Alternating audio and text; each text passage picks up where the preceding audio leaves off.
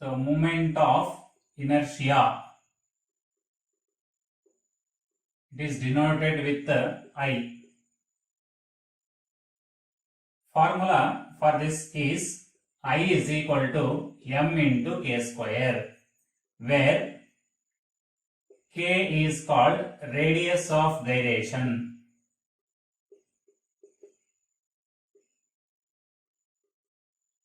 Radius of gyration. Let us assume that a rigid body contains n particles of masses m1, m2, m3 and so on mn. m1 is at a distance r1, m2 is located at a distance r2 and m3 is located at a distance r3. Mn is located at a distance Rn. Let us imagine that here center of mass. Now, according to the definition, moment of inertia of the first particle can be written as I1 is equal to m1 r1 square for second particle, so m2 r2 square and so on for nth particle. Moment of inertia can be written as mn rn square.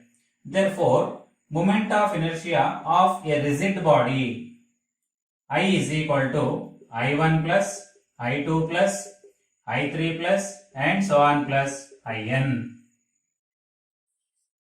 It implies I is equal to m1 r1 square plus m2 r2 square plus and so on plus mn rn square, or that is equal to, so for convenient let us assume that let m1 is equal to m2 is equal to m3 is equal to and so on is equal to mn is equal to m. All particles have equal mass. Then therefore I is equal to m into r1 square plus r2 square plus r3 square plus and so on plus rn square. Here if it is multiplied with n by n, so n m into r1 square plus r2 square plus and so on plus rn square whole divided by n. Observe here, m is mass of individual particle, whereas nm is the total mass of a body, because a rigid body contains n particles, each particle has a mass small m, therefore total mass of the rigid body, where m is equal to capital M. So therefore I is equal to capital M into k square, where k is equal to square root of r1 square plus r2 square plus r3 square plus and so on plus rn square divided by n. This is called radius of gyration. It is defined as square root of mean of squares of individual distances of the particles in a rigid body. This k explains the resultant or effective distance of center of mass of a rigid body. Now we are going to discuss the theorems on moment of inertia. So here we have two theorems. Number one is parallel axis theorem,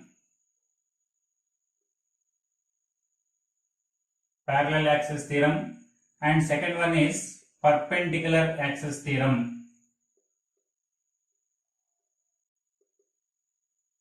Perpendicular axis theorem.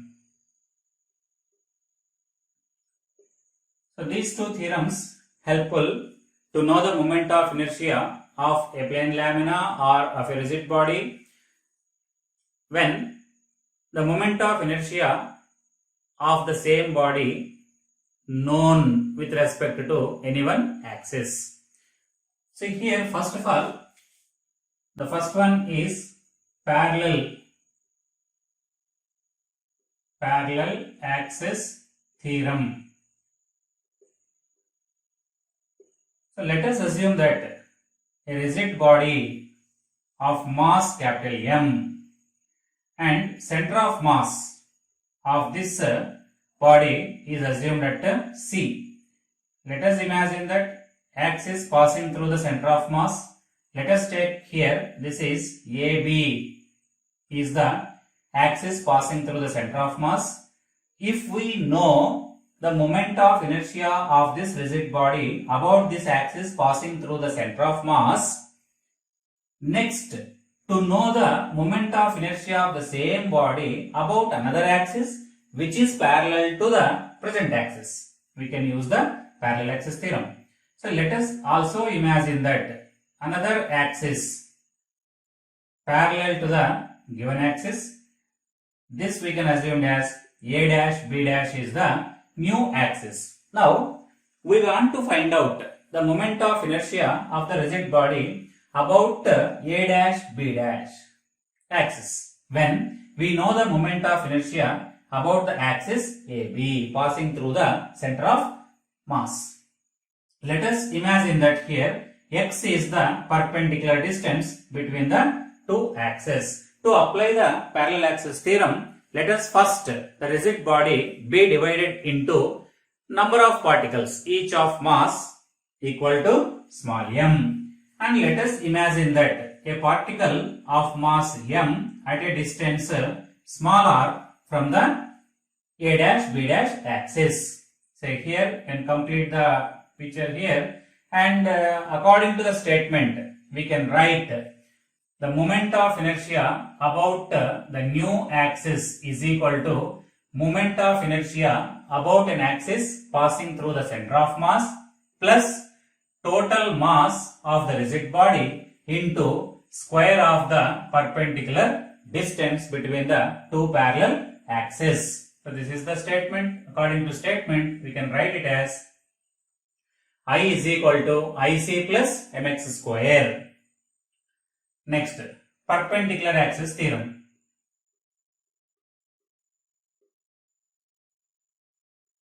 Perpendicular axis theorem.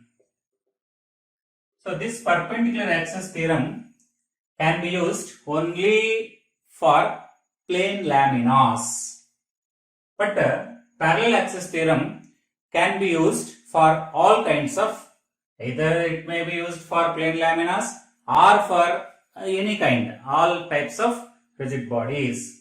So according to this perpendicular axis theorem, so let us imagine that here a plane lamina of any shape, but surface must be plane. In this lamina, let us now imagine that the two mutually perpendicular axes. Let us take here, this is x axis and this is y axis. Let us also imagine that z axis. X axis and y axis are lying on the plane of the lamina. Z axis is perpendicular to plane of the lamina. Same, to apply the perpendicular axis theorem, the lamina be divided into number of particles each of mass small m, and one particle we assumed the one particle of mass m at a distance small r from the z axis. So automatically we know that from x axis it is at a distance y, from y axis the particle is at a distance x. Therefore, according to the definition, Ix can be written as Ix is equal to m into y square.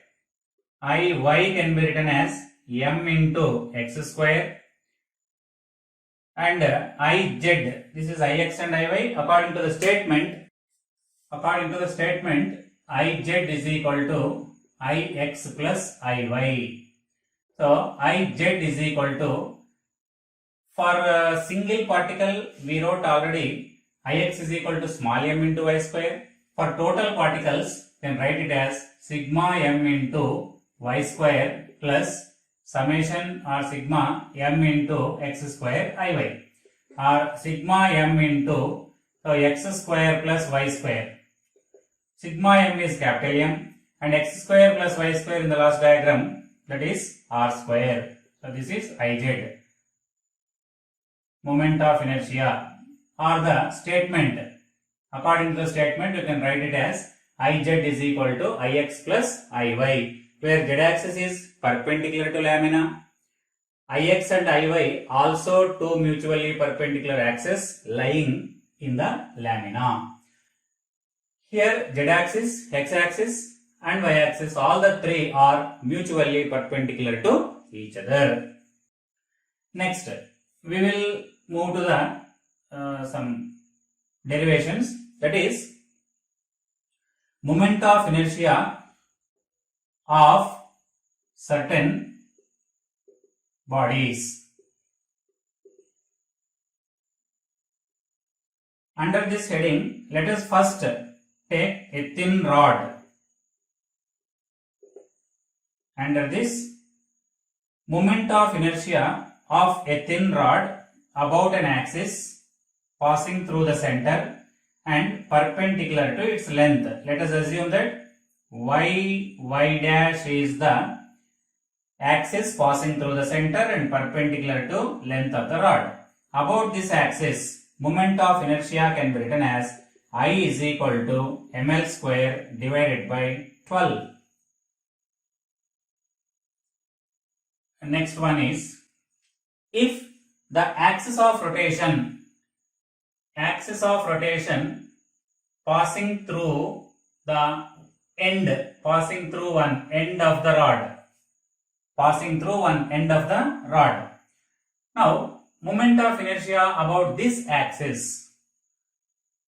Here, we know already the moment of inertia of the same rod about an axis passing through the center of mass. It is known. Now, total length of the rod is capital L, or here x is equal to L by 2, half of the length, distance between two parallel axes. So here, by using parallel axis theorem, we can find out the moment of inertia of the same thin rod about an axis passing through one end.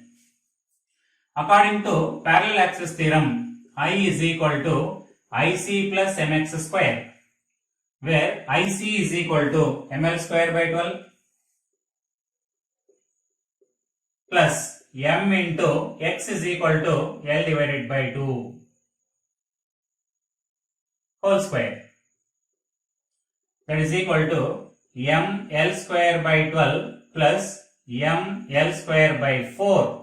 So this can be written as ml square into LCM is 12, 1 plus 3. That is equal to 4 by 12, 4 3 is 12. So that is ml square by 3. Moment of inertia of a thin rod about an axis passing through one end, ml square by 3, and moment of inertia of a thin rod about an axis passing through its center and perpendicular to length, ml square by 2 in both the cases. Here, radius of gyration k is equal to L divided by root 12.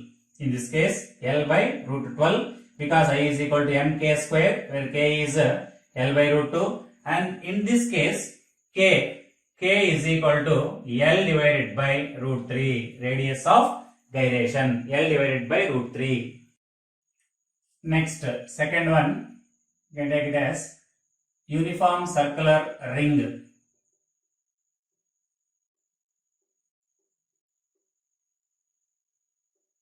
Uniform circular ring of radius capital R.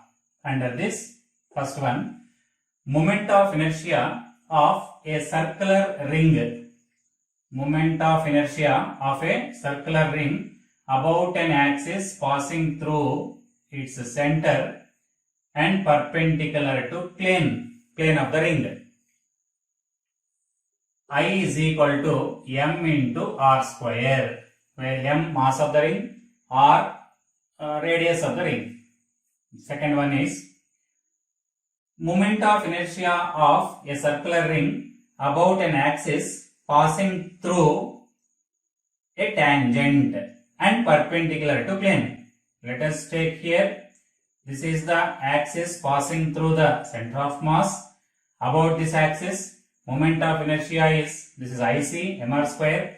And now let us take another axis passing through the tangent. Now we want to estimate the moment of inertia of the uniform circular ring about an axis passing through tangent. In this case, to know the moment of inertia about this axis, about the tangent perpendicular to plane, we can use the parallel axis theorem. Here x is equal to r. According to parallel axis theorem, I is equal to IC plus m into x square. So I is equal to IC is mr square plus m into x is equal to r. So again r square. So that is equal to I into 2 mr square. This is the moment of inertia of a uniform circular ring about an axis passing through the tangent and perpendicular to plane.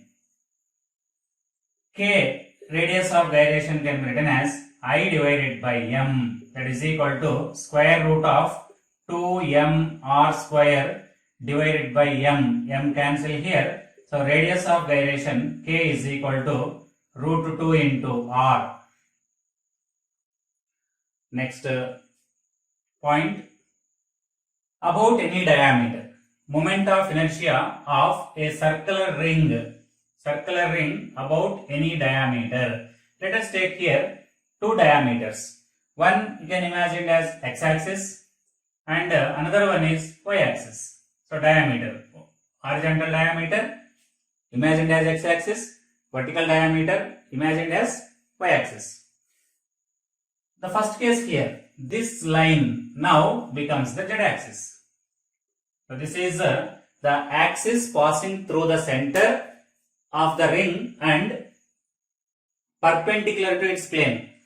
In this case, we may use the perpendicular axis theorem.